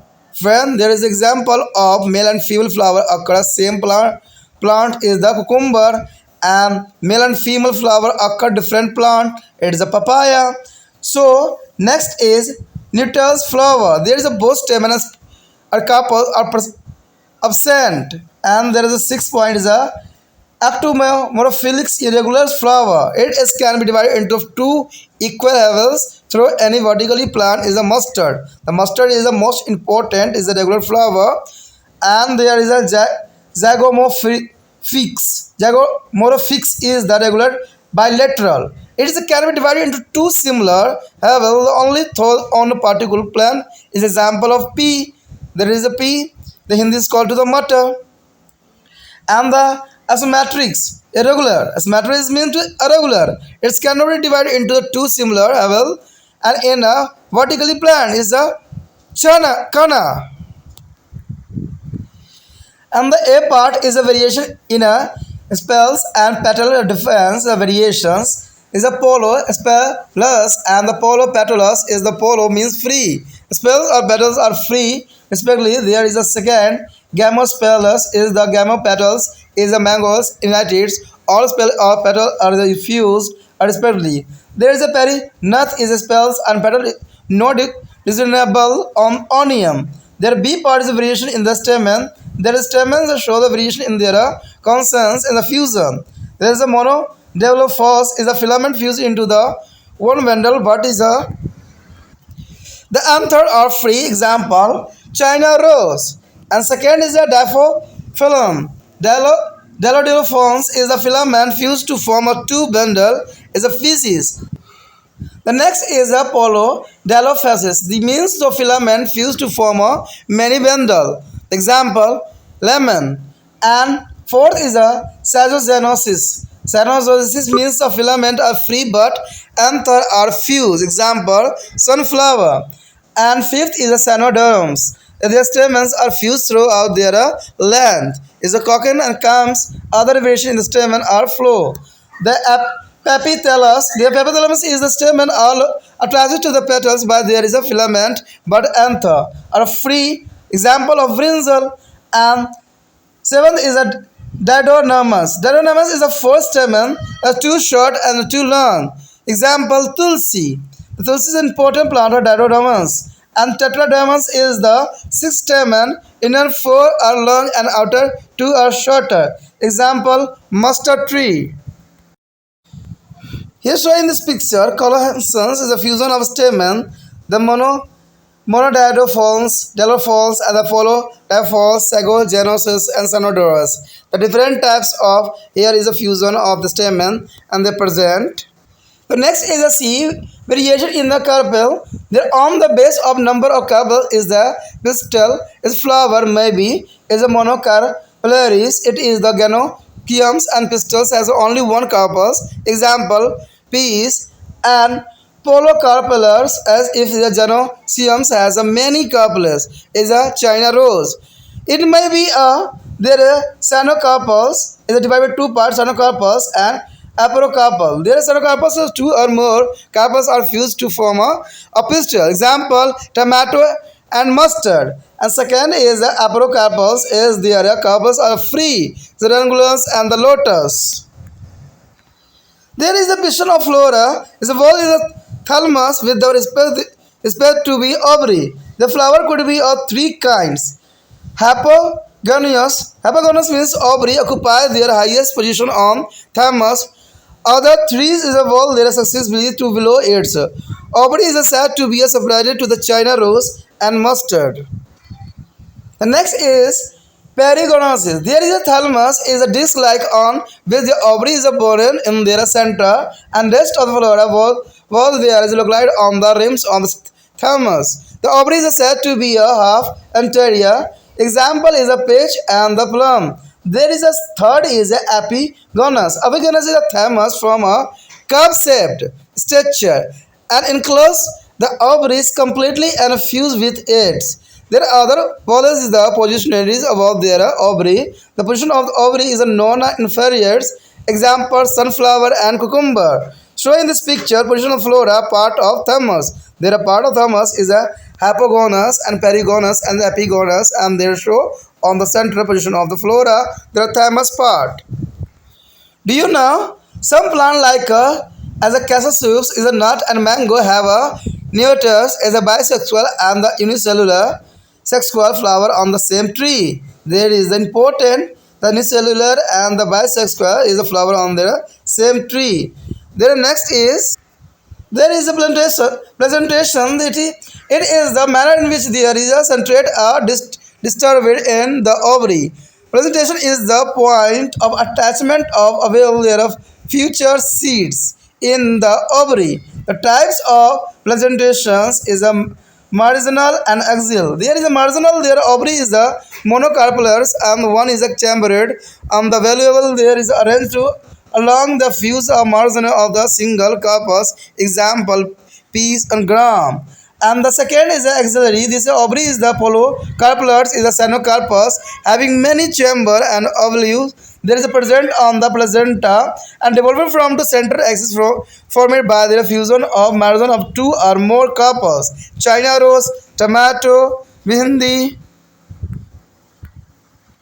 And third is parietal. Parietal it is the ovary is the polocarpus and the cyanocarpus having one chamber and the wheels are attached on its inner walls where a margin of adjoining carpus meet to example mustard and cucumber. The fourth is the vessel. Their vessel is ovary is a bi or polocarpular. There is cyanocarpus having one chambers and placenta developed at the base of ovary and where is a single ovule is example sunflower. And fifth is a free central means ovary is a cyanocarpus and polocarpulars the bud is a unicellular as a septa are absent in the central part of the ovary and placenta there are many groups of ovules, diatoms and perula. Here shown in this picture the types of presentation there is a medicinal, axial, parietal, free central, basal, suprachial. There is a first A is a marginal and B is axial. They are shown in this picture and C is a parietal. There is a different types of C as shown in this figure and free central is also different and basal is a totally different but superficial is a same to the each other. There is important features of types of presentation. The other is a superficial. So ovary is the polocarpus is a cyanocarpus is a multicellular in which the entire inner walls of chamber are lined with their placenta tissue so that ovules revolve all around. Example water lily, Nephalus. दोस्तों अब जो हमारा जो topic है वो है flower का. देखिए फ्लावर जो है काफ़ी महत्वपूर्ण योगदान देता है, ठीक है। चाहे फ्लावर को आप जिस रूप में देखिए, ये कई रूपों में जो है हमारे लिए अत्यंत महत्वपूर्ण है। कहते हैं ये हमारे इष्ट के लिए बहुत सुंदरता के लिए भी पेश किया जाता है, लोगों को सजने के लिए प्रयोग किया जाता है। तो पुष्प का जो है अपना एक महत्व है। लेकिन कहते हैं प्लांट में जो है फ्लावर का क्या महत्व है। देखिए फ्लावर का जो महत्व है पौधों में, वो भी एक अपना खास जगह रहता है। कहते हैं कि ये जो होती है कीड़े मकोड़ों को आकर्षण करने का सबसे बड़ा केंद्र माना जाता है। और कीड़े मकोड़े जब तक अट्रैक्ट नहीं होंगे तब तक जो है ये फूल जो है फल में कन्वर्ट नहीं होगा, क्योंकि परागण कण जो होते हैं या तो जो कीड़े मकोड़े होते हैं उनके पैरों में सिमटे हुए होते हैं या उनके बॉडी में चिपके हुए होते हैं, जो ये रस चूसते समय जो है इनमें गिर जाते हैं, जिससे जो है फल जो है फूल जो है फल में कन्वर्ट हो जाता है। तो ये इतना महत्वपूर्ण फ्लावर का कार्य है, तो समझ सकते हो कि कितना महत्वपूर्ण कार्य यहाँ पर फ्लावर का हो सकता है। कहते हैं पुष्प हमारे लिए सुंदरता की एक वस्तु है, परंतु पौधे के लिए अत्यंत महत्वपूर्ण है, क्योंकि यह लैंगिक जनन का एक स्थान है। पुष्प फल और बीज भी उत्पन्न करते हैं, यानी फूल जो होते हैं फल भी उत्पन्न करते हैं और बीज भी उत्पन्न करते हैं, यानी यहाँ से जो है आगे के जनरेशन बढ़ाने का सबसे एक अच्छा साधन भी माना जाता है। तो इसलिए तो फूल जो है इतना महत्वपूर्ण माना गया है। कहते हैं परिरूपी पुष्प के अंग, यानी उसके जो है परिरूपी अंग कौन कौन से होते हैं। अपने क्षेत्र में पाए जाने वाले किसी भी रंग अथवा नाम का पुष्प लीजिए, आप उनकी जो है मूल संरचनाएं सामान्य पाएंगे। पुष्प एक वित्त यानी पेडिसल पर लगा होता है, जिसकी शीश फूला हुआ होता है। आपने देखा होगा जहाँ फूल लगा होता है वहाँ पर थोड़ा सा पार्ट जो होता है फूला हुआ होता है, जिसे हम पुष्पशान यानी थैलमस कहते हैं। ये चीज़ को पार्ट को हम क्या कहते हैं, थैलमस कहते हैं, अथवा स्तंभक यानी स्पेक्टल्स भी कहते हैं। इस पर निश्चित क्रम में 4 चक्र होते हैं जो निवृत्त होते हैं। अब देखिए कौन कौन से 4 चक्र होते हैं, ठीक है। सबसे पहला जो होता है सहायक चक्र एक्सेसरी वॉल देयर, ये जो हमारा होता है बाहरी दल पुष्ट होता है, यानी क्लैक्सी होती है, जिसमें बाहरी दलों का समूह होता है। सबसे बाहरी चक्र हरे जो है बाहरी दलों का बना हुआ होता है, जिसका चक्र मुख्य कार्य सुरक्षा प्रदान करना होता है। उसके बाद है दलपुंज जो होता है कोरेला यानी दलों का समूह, यानी दूसरा चक्र जो विभिन्न रंगों दलों और पंखुड़ियों का बना होता है। इसका जो है कार्य परागण यानी पोलिनेशन के लिए कीट पतंगों और अन्य जंतुओं को आकर्षित करना होता है, ठीक है। यानी दलपुंज जो होता है दोस्तों, ये कीट पतंगों को आकर्षित करने के लिए होता है, जिससे कि परागण कण यानी पोलिनेशन पौधों में हो सके। तो ये अत्यंत महत्वपूर्ण इसको बनाता है। कहते हैं जनन चक्र में जो होता है रिप्रोडक्टिव वॉल्व में जो होती है पुष्पमंग यानी एंड्रोसियम्स, इसमें नर जनन अंग होते हैं। ये पुकेशर यानी स्टेमन कहलाते हैं, यानी पुकेशर कहलाते स्टेमन के समूह से बना चक्र होता है। प्रत्येक जो है पुकेसर में लंबा पतला तंतु यानी फिलामेंट होते हैं, जो कि काफ़ी महत्वपूर्ण रहता है, जिसके सिरे पर जो है द्विपालिका यानी पराग कोश होते हैं। एंथर को हम कहते हैं पराग कोश, ठीक है। पराग कोश होता है जो योजी यानी कनेक्टिव द्वारा आपस में जुड़े रहते हैं, यानी ये दूसरे से कनेक्ट होकर जुड़े रहते हैं। पराग कोश जो है पराग कणों के लिए परागण कण उत्पन्न करने के लिए बहुत महत्वपूर्ण रखता है। आपके समक्ष जो है एक फ्लावर यहाँ पर प्रस्तुत है। तो इस फ्लावर में आप देख सकते हो कि डिफरेंट टाइप के जो है चीज़ें दिखाई गई है। जैसे कि आप देखोगे वर्तिका दिखाया गया है, वर्तिकांग दिखाया गया है, दल दिखाया गया है, पुकेसर दिखाया गया, अंडेस दिया गया है, बाहर दल दिया गया है। तो ये जो है कई क्लासों के लिए इंपॉर्टेंट है, 10वीं क्लास के बच्चों के लिए भी इंपॉर्टेंट है, +2 11 सब जगह क्लासों के लिए काफ़ी इंपॉर्टेंट है। तो जो छोटे बच्चे उनके लिए भी इंपॉर्टेंट है जो 8th क्लास में पढ़ते हैं, ठीक है। फूल के भागों का वर्णन जो है 8th क्लास में भी रहता है। तो ये कई जगहों पर समझने के लिए महत्वपूर्ण माना जा सकता है। उसके बाद चौथा बात यही आता है जयांग मतलब है गैनोसियम जो होता है सदा जनन, इसे हम कहते हैं मादा जनन अंग। केंद्र में स्थित जो है अंडप यानी कार्पल अथवा स्त्री केशर यानी पिस्टल का समूह है। एक अंडप के 3 भाग होते हैं। एक तो होता है अंडाशय जिसे हम ओवरिस कहते हैं। यह फुला हुआ आपका धात्विक भाग है, जिसमें एक से अधिक कोष्ठक या लॉकोसस नामक कक्ष होते हैं। इसमें जो है बीजांड वेल्युअस स्थित होते हैं, जो निषेचित होकर बीज बनाते तथा अंडाशय से फल बन जाता है। और ये निषेचन करते हैं यहाँ पर, और इसे जो है बीज बनते हैं और अंडाशय से फल बन जाता है। उसके पश्चात वर्तिका यानी स्टेल जो होती है वर्तिका, यह एक लंबी जो है नलीनुमा संरचना है जो अंडाशय को वर्तिकांग यानी स्टिग्मा से जोड़ता है। ये स्टिग्मा से जोड़ने के लिए जो है स्टाइल जो है महत्वपूर्ण योगदान यहाँ पर देता है। उसके पश्चात है वर्तिकांग यानी स्टिग्मा। देखिए स्टिग्मा भी जो है एक महत्वपूर्ण है। यह एक परागण कणों के लिए गाही यानी रिसेप्टर स्थल है। यानी स्टिग्मा जो है परागण कणों के लिए एक रिसेप्टर का स्थान माना जा सकता है। अब यहाँ पर जो है पुष्प एवं पुष्पीय भागों की सामान्य विविधता। देखिए पुष्प और पुष्पीय में क्या विविधता है, तो ये जानना अत्यंत महत्वपूर्ण भी रहता है। तो हम देखते हैं विविधता और लक्षणें क्या है। पहला विविधता होगी, दूसरा लक्षण कहा जाएगा। तो पहले विविधता में आता है पूर्ण यानी कंप्लीट परफेक्ट पुष्प। इसमें चारों चक्रीय जो होते हैं उपस्थित होते हैं, ये उसके लक्षण होते हैं। दूसरा जो होता है अपूर्ण यानी इनकम्प्लीट इनपरफेक्ट। इसमें क्या होता है, कोई एक या अधिक पुष्प चक्रीय अनुपस्थित होती है। उसके पश्चात होता है उभयलिंगी यानी हेर्मोफेरोडेट। इसका मतलब है जिसमें दोनों जनन अंग यानी जयलंग और जो है मुमंग जो है उपस्थित होते हैं। उसके पश्चात है एक लिंगी यानी इन्यूसेलुलर। यूनिसेक्सुअल जो होती है दोस्तों, इसमें केवल एक जनन अंग उपस्थित होते हैं, ये लक्षण होते हैं। इसमें जो है पुकेसर, स्टिमुलेट या नर पुष्प यानी केवल जो है पुकेसर उपस्थित होता है। और स्त्री केसर यानी पिस्टलेट या मादा पुष्प भी कह सकते हो, केवल अंडप उपस्थित होते हैं। कहते हैं कि एक कोश के पुष्प में पाए जाने वाले धारित पादप दो तरह के होते हैं। एक जो होता है उभयलिंगीश्रेय यानी मोनोकोसिस, यानी इसमें जो होता है दोनों नर मादा पुष्प उसी पौधे पर पाए जाते हैं। जैसे खीरा में देखोगे ना, तो दोनों नर भी पाया जाता है और मादा भी एक ही पुष्प पे पाए जाते हैं। तो इससे जो होता है खीरा जो होता है खुद ही फर्टिलाइज कर लेता है अपने आप को, तो इसमें दूसरे की जरूरत नहीं पड़ता।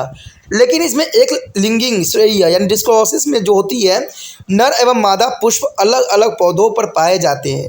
जैसे पपीता है, पपीता के एक पेड़ लगाने से आपको जो है फल उत्पन्न वहाँ पर नहीं होगा, वहाँ पर आपको दो पपीते के पौधे लगाना पड़ेगा, एक नर होगा एक मादा होगा, तब जाके जो है पपीता में जो है पुष्प आएंगे तो ये फर्टिलाइज होगा। यानी नर एवं मादा पुष्प अलग अलग पौधों पर पाए जाते हैं, जो कि काफ़ी इम्पोर्टेंट भी रहता है और आपको नया जानने को भी मिलता है। उसके बाद है नपुंसक यानी नपुंसक पुष्प, यानी दोनों पुकेसर एवं अंडाशय अनुपस्थित होता है। नपुंसक तो आप देखते ही होंगे जिसमें फल ही नहीं लगता है, ठीक है, जिसे बाँझ भी कह सकते हो सिंपल लैंग्वेज में, ठीक है। उसके पश्चात है त्रिय समितित यानी एस्टोमेरोफिल्स या नियमित यानी रेगुलर पुष्प। यदि पुष्प को किसी भी अनुदैर्घ्य तलों के से दो सामान्य अदर भागों में विभक्त किया जा सके, जैसे सरसों का पौधा है, उसको अगर दो भागों में विभक्त करोगे तो आपको रेगुलर पुष्प दिखेंगे, जो कि महत्वपूर्ण होता है। उसके पश्चात 7 पॉइंट यही कहता है एकाव्यवस्थिति यानी जैगोमेरोफिक्स यानी अनियमित द्विपार्श्विक। इसका मतलब यही होता है दोस्तों कि यदि पुष्प को केवल एक अनुदैर्घ्य तल से दो सामान्य भागों में हम अगर विभक्त करते हैं, तो जैसे कि मटर को अगर दो भागों में विभक्त करोगे तो इसमें आपको ऐसा ही देखने को मिलेगा।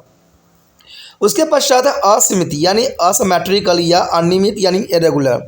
इसका जो पुष्पों के भी अर्ध तलों से दो सामान्य भागों में विभक्त नहीं किया जा सकता। जैसे कैना जो होती है उसको दो भागों में विभक्त करना संभव नहीं माना जा सकता है। उसके पश्चात जो आगे आता है हमारा ए पार्ट में बाहरी दलों एवं दलों में विविधता। देखिए बाहरी दलों और दलों में क्या विविधता, क्या अंतर है। तो सबसे पहले तो हमारे समक्ष यही आता है पृथक बाहरी दलीय यानी पोलो स्कैपल्स। एक जो है पृथक दलीय यानी पोलो पैटर्स पाया जाता है, जिसमें बाहरी दल अथवा दल क्रमश आपस में स्वतंत्र होते हैं, ये जो होते हैं फ्री होते हैं। उसके पश्चात दूसरा पॉइंट आता है संयुक्त बाहरी दलीय यानी गैमोस्पेगल। देयर एक संयुक्त दलीय होते हैं जिसमें गैमो पैटर्न्स पाया जाता है। इसमें समस्त बाहरी दल अथवा दल आपस में जुड़े हुए रहते हैं। उसका थर्ड पॉइंट यही कहता है परिदल यानी पुंज।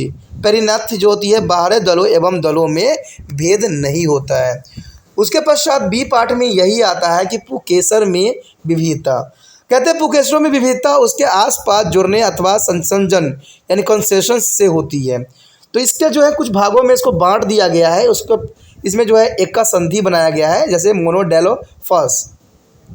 तो एको संधि में क्या होता है, सभी जो है पुकेसरों के तंतु आपस में एक बंडल में जुड़े रहते हैं, परंतु परागण कोश स्वतंत्र रहते हैं। जैसे गुड़हल का जो फूल देखोगे ना, तो उसमें ऐसा ही होता है कि सभी पुष्प जो है आपस में एक बंडल में जुड़े रहते हैं, परंतु परागण कोश स्वतंत्र रहते हैं। जैसे गुड़हल के पौधे आप देखोगे ना, तो लोग तो कहते हैं कि इसका फूल ही नहीं दिखता कभी, क्योंकि ये तो आपस में बंडल में जुड़े हुए होते हैं, तो उनको फूल कहाँ से दिखता है, ठीक है। उसके बाद है द्विसंधि डायलोफोलोसिस, इसमें तंतु दो बंडलों में जुड़े रहते हैं, जैसे मटर में जो है फूल दो बंडलों में ये जुड़ा हुआ रहता है, जो कि इसको एक महत्वपूर्ण बनाता है। उसके बाद है बहुसंधि को हम जो कहते हैं पोलोडेल्फस भी कहते हैं, पर इसमें जो है तंतु संयुक्त होकर अनेक बंडल बनाते हैं, जैसे नींबू के फूल देखोगे तो उसमें आप ऐसे जो है देख सकते हो। देखिए दोस्तों, ये सारे फूल पौधे जो हैं आपके आसपास पाए जाते हैं, तो एक बार ला के जो है इसको वीडियो ऑन करके आप समझ सकते हो कि इस पौधों में क्या किसको बंडल कहा गया है और किसको क्या कहा गया है। तो ये समझने के लिए आपके लिए बहुत ही सरल तरीका और आसान सजेशन भी रहेगा। कहते हैं संयुक्त कोश यानी सेजोनेसिस, इसमें जो होती है पराग कोश परस्पर जुड़े रहते हैं आपस में। पराग कोश जो दोस्तों होते हैं जुड़े हुए रहते हैं, परंतु तंतु में मुक्त रहते हैं, यानी आज़ाद रहते हैं। जैसे एग्जांपल आप पता ही होगा आपको, सूरजमुखी के पौधा जो होता है वो इसी कैटेगरी में आता है। सूरजमुखी के पौधों में जो होती है पराग कोश परस्पर जुड़े रहते हैं, परंतु ये मुक्त रहते हैं, आपस में दूर रहते हैं। उसके बाद संपू मांगी यानी सेनोडर्मस, यानी समर्थ पुकेसर ऊपर से नीचे तक आपस में जुड़ जाते हैं, जैसे कैक्सकोप जो होती है इसका एग्जाम्पल है। उसके पश्चात हमारे समक्ष जो है पुकेसर में अन्य विविधता निम्न है। देखिए पुकेसर में कुछ विविधता भी पाई जाती है। तो सबसे पहले तो है दल लगन मतलब होता है एपीपेटलस का होता है पुकेसर के जो पुतंतु दल पुंज से जुड़े रहते हैं तथा परागन कोश मुक्त, जैसे बैगन में आपने देखा होगा कि इसमें जो है दलगलन होते हैं जो कि दल पुंज से जुड़े हुए रहते हैं, और पराग कोश जो होती है मुक्त होता है, जैसे बैगन का फूल आप देख सकते हो। उसके पश्चात है द्विदेशीय यानी डायडोनोमस जो होती है चार पुकेसर होती है, इसमें दो छोटे तथा दो बड़े होते हैं। आप देखे होंगे कि ये तो घरों में भी आपको उपस्थित होती है। इसमें चार पुकेसर, दो छोटे तथा दो बड़े होते हैं। जैसे कि तुलसी के पौधे देखते हो, तुलसी के पौधे के देखना ध्यान से, तो उसमें आपको इसी प्रकार के जो है दृश्य देखने को मिलेगा। उसके बाद चतुर्दर्दी, इसमें जो है टेट्रानोमस पाया जाता है, इसमें 6 पुकेसर होती है और अंदर के 4 लंबे एवं बाहर के 2 छोटे, जैसे सरसों के पौधा होता है उसमें जो है आपको चतुर्दर्शी देखने को मिलेगा, यानी टेट्राडाइमस देखने को मिलेगा, जो कि काफ़ी महत्वपूर्ण बनाता है। यहाँ पर कुछ डायग्राम है जिसमें हम पढ़े हैं जो है पुकेसरों का समंजन जुड़ना। देखिए यहाँ पर आप देखोगे इसमें एक संधि बनाया, एक ही दिखाया गया है, इसमें 2 संधियों बनाई गई है, द्विसंधि है, इसमें बहुत संधि है, कई संधि मिलके है, और ये जो है युक्ति कोशी है, उसका संपूर्ण मांगी, यानी इसी तरह के जो है आपको दिखेंगे। हम इन्हीं की बात कर रहे थे अभी। तो आप पुष्प जब लेके आओगे तो इनके पत्ते को हटा के ये इस भाग को देखना कि ये पुकेसर कैसे होते हैं और कितना मज़ेदार होते हैं। कभी कभी प्रैक्टिकल करना भी अत्यंत महत्वपूर्ण रह जाता है बच्चों के लिए और उनके समझ के लिए। उसके पश्चात आता है हमारे समक्ष शीपा, जिसमें अंडप में विविधता जानना हमारे लिए महत्वपूर्ण रहता है। कहते हैं अंडपों की संख्या पर आधारित पुष्प निम्न प्रकार के हो सकते हैं। पहला तो होता है हमारा एकाडम्पी यानी मोनोकार्पलर, इसमें जंग केवल एक अंडप का बना होता है, जैसे मटर में होता है, मटर में एक जैसा ही बना होता है।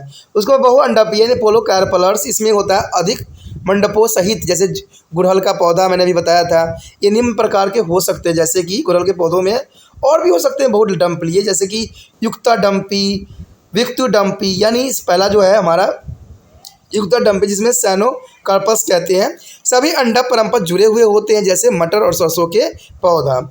उसके बाद है विक्तु डांपी यानी अपोकार्पलस, इसमें जो है अंडप अलग अलग होते हैं, जैसे जलधानिया यानी रेनोकुलस कलम, यानी कमल में भी जो है इसी प्रकार को आपको देखने को मिलेगा।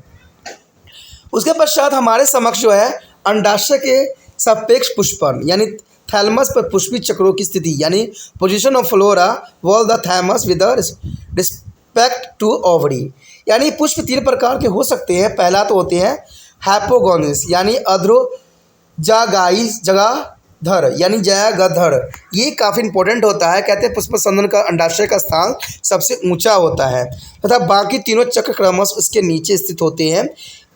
इस स्थिति में अंडाशय का जो है उधरवर्ती यानी सुपीरियर्स कहते हैं, जैसे गुड़हल और सरसों। गुड़हल सरसों जो है इसका अच्छा एग्जाम्पल हो सकता है। उसके बाद परिजाएगी क्या होती है, पेरिगोनस। इसमें जो है पुष्प शासन डिस्क समान होती है, जिसपे अंडाशय केंद्र में तथा जो है शेष पुष्पी चक्र पुष्पासन के किनारे पर स्थित होते हैं। अंडाशय को जो है अधोवर्ती यानी हाफ इंटरफेरियस कहते हैं, जैसे आड़ू और जो है आलू बुखार आड़ू जो है सबसे अच्छा एग्जाम्पल है। उसके पश्चात है जयागोपारिक जो होती है एपिगोनस। ठीक है, ये एपिगोनस जो होती है ये पुष्प आसन प्याली के समान दिखाई देती है, जैसे कि आप चित्र में भी देखोगे। अंडाशय के पुनस्ताप के घेर कर उससे जुड़ जाते हैं। बाकी चक्रीय अंडाशय से ऊपर स्थित होती है। अंडाशय की स्थिति अब अध्रुवर्ती यानी इंफ्रारेड हो जाती है, जैसे कि आप सूरजमुखी और खीरा के जो है फूलों में देख सकते हो। जैसा कि आप समक्ष देख भी सकते हो, जयाधर कैसे दिख रहा है और परिजयाधर बीच में है और जयापौरिक जो होती है वो लास्ट में है। तो ये पुष्पों को देख सकते हो कैसे बीच में जो है खाली है, तो यही इसको जो है विशिष्ट बनाता है। क्या एक बात आप जानते हो जिसको आपको जानना चाहिए और जानते भी हो? कुछ पात्रों में ऐसे काजू एवं आम में एक ही वृक्ष पर नपुंसक उभयलिंगी तथा एक लिंगी पुष्प पाए जाते हैं। ये एक्सेप्शनल केस है दोस्तों कि काजू एवं आम में एक ही वृक्ष पर नपुंसक उभयलिंगी तथा एक लिंगी पुष्प पाए जाते हैं। ये तो मैंने भी देखा था कि जब आम के पेड़ पे होता है एक बांझ पेड़ भी लगता है, जिसका पत्ता जो होता है डिफरेंट टाइप को दिखेगा और वो दूर से ही अलग दिखेगा। ठीक है, और उसकी शाखाएं जो है बड़ी आसानी से टूट जाता है, क्योंकि मुझे याद है बचपन में हम लोग भी ऐसा ही किया करते थे। ठीक है, बांझ जो होता था एक अलग सा, जिसे हम नपुंसक कहते थे, आम के पेड़ पे लगा रहता था और फिर हम लोग तोड़ते भी थे। ऐसे उसको लकड़ जलाने के लिए काम आता है, ऐसे कोई ख़ास नहीं है दोस्तों। ठीक है, लेकिन मुझे याद है कि मैं भी देखा करता था। तो आप भी जो है किसी आम के पेड़ पे देख सकते हो कि ऐसे जो है बांझ पेड़ आपको दिखेंगे, यानी नपुंसक भी दिखेंगे, उभयलिंगी भी दिखेंगे तथा एक लिंगी पुष्प भी पाए जाएंगे। यानी नपुंसक पुष्प भी होगा, उभयलिंगी पुष्प भी होगा, एक लिंगी पुष्प भी होगा। तो ये आम और काजू में देखने को मिल जाता है। तो देखिए ये छोटी छोटी बातें जो होती है कभी पीएमटी या कहीं कहीं एग्ज़ाम के लिए काफ़ी इम्पोर्टेंट बात रखती है। उसके पश्चात है बिजांडस जो होते हैं प्लेजेंटेशन कहते हैं प्लेजेंटेशंस इज द मोस्ट इम्पोर्टेंट, यानी बिजांडस न्यास। अंडाशय ओवरी के अंदर जो है विडान आसनों यानी प्लेजेंटा की उपस्थिति के जो विडान आसन कहते हैं, इसको प्लेजेंटेशन सी कहते हैं, प्लेजेंटासेशन। अंडाशय का वह स्थान जहाँ बिंदु जिस पर विजांड भविष्य में बीज लगे रहते हैं उसे हम विजांडासन यानी प्लेजेंटा कहते हैं। विजांडासन के विभिन्न प्रकार होते हैं, यानी इसको जो है कई भागों में बांटा गया है। तो पहला तो इसको यही भाग है सीमांत यानी मेरिजिनल सीमांत होती है, जिसमें एकाडंपी और एक कोष्ठकीय यानी वन चैम्बर्ड अंडाशय, जिसमें जो है विजांड एकल कॉपल्स के जुड़े हुए किनारों पर लगे रहते हैं, जैसे मटर का और चना हो गया, उसमें ये पाया जाता है। उसके पश्चात है दूसरा जो है एक्सोसाइड जो होती है बहुकोशिकीय अंडाशय बहुअंडपी और जैसे कार्पल्स, जिसके केंद्रीय अक्ष पर जो है विकसित विजांडासन पर विजांड लगे हुए रहते हैं। ये दो या दो से अधिक कार्पल्स के किनारे के जुड़ने से बनता है, जैसे गुड़हल, टमाटर और भिंडी। ये तीनों में जो है बहुत आसानी से आप देख सकते हो। एक्सॉइल जो है देखना आपके लिए बहुत इंपॉर्टेंट रहता है गुड़हल और टमाटर और भिंडी में। देखिए गुड़हल तो मिलेगा नहीं, टमाटर तो आपको मिल ही जाएगा और भिंडी भी मिल जाएगा। तो एक्साइल जो है आप देख भी सकती हो। उसके पश्चात है भित्तीय यानी पेरेटल जो होती है अंडाशय बहुडंपी और सिनकर्पल तथा एक कोष्ठकीय होती है, जिसकी अंतःभित्ति पर जो है विजांड उस स्थान पर लगे रहते हैं जहां अंडकों के जो है उपांत यानी मेरिजिनल का संयोग होता है, जैसे सरसों और खीरा। उसके बाद है अधारी का मतलब होता है बेसल होती है अंडाशय द्विबहु अंडापी सिनकॉर्पल्स, लेकिन एक कोष्ठकीय होती है तथा जो अंडक के आधार पर जो विजांड आसन स्थित होती है, जिस पर एक विजांड लगा रहता है, जैसे कि सूरजमुखी के पौधा है, सूरजमुखी के पौधे के जो देखो उसके फूल के देखो आपको झाड़ी वेसल आपको दिख जाएंगे। उसके पश्चात है मुक्त केंद्रीय यानी फ्री सेंट्रल। ये अंडाशय सिनकॉर्पल्स तथा बहुखंडवी परंतु पट यानी पेटल्स के अभाव से जो है अंडाशय एक कोष्ठकीय होते हैं, यानी ये एक कोष्ठकीय होते हैं। केंद्रीय भाग में विजांड आसन जो होते हैं जिन पर अनेक विजांड लगे होते हैं, जैसे एंथ्रस प्लाइमूला। तो ये सारी चीज़ एग्जाम्पल इम्पोर्टेंट आपके लिए भी रखता है। उसके पश्चात है परिभित्तीय। देखिए सुपरफिशियल जो होती है वो भी एक इम्पोर्टेंट पार्ट होता है। कहते हैं अंडाशय बहुडंपीय, बहुइक्तीय तथा बहुकोष्ठकीय होती हैं, जिसमें कोष्ठक की संपूर्ण आंतरिक सतह पर जो बीजांडाशय ऊतक स्थित होते हैं। अंदर बीजांड पूरी तरह से जो होते हैं पर लगे होते हैं, जैसे कि वाटर लिली में। वाटर लिली में आप देखोगे तो इसी तरह से जो है दृश्य दिखेगा, जैसे हम साइंटिफिक नेम को हम नाइफोसिया कहते हैं। आप यहाँ पर देख सकते हो डायग्राम जो है, पहला जो है सीमांत का दिखाया गया, जो कि छोटा सा बीज ए में दिखाया गया है।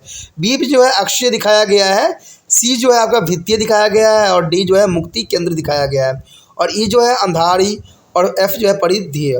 तो इस तरह से जो है हमारा काफ़ी इम्पोर्टेंट यहाँ पर जो है पुष्पों के बारे में हमने जाना, जो कि बहुत ही इम्पोर्टेंट है। आगे का टॉपिक जो रह गया है दोस्तों हम अगले पार्ट में करेंगे, अगले भाग में करेंगे। तो आप इस तरह बने रहिए त्रिपाण स्टडी सेंटर के साथ और अपने दोस्तों के साथ भी शेयर कीजिए। इसी के साथ जो है दोस्तों हमारा टॉपिक आज खत्म हो रहा है, ठीक है। अगर आपको अच्छा लगा तो लाइक शेयर सब्सक्राइब जरूर कीजिए। अगर पहली बार अगर आप वीडियो देख रहे हो, पहली बार मेरे चैनल पे आए हो, तो सब्सक्राइब करना आपका फर्ज बन जाता है। सब्सक्राइब करने से ये होगा कि जो भी मैं आप क्लास के रिगार्डिंग कोई भी वीडियो डालूंगा उसका नोटिफिकेशन जो है समय समय पर आपको प्राप्त होता रहेगा। अगर सब्सक्राइब नहीं कीजिएगा, अगर आप दोबारा से त्रिपाण स्टडी सेंटर पर आने की कोशिश कीजिएगा तो वहां पर आप त्रिपाण लिखिएगा तो जो है वो त्रिपस कर देगा, ठीक है। जो आप गूगल पर सर्च करोगे त्रिपस कर देगा, जिससे वजह से आप जो है मेरे वीडियो का जो है फायदा नहीं उठा पाओगे।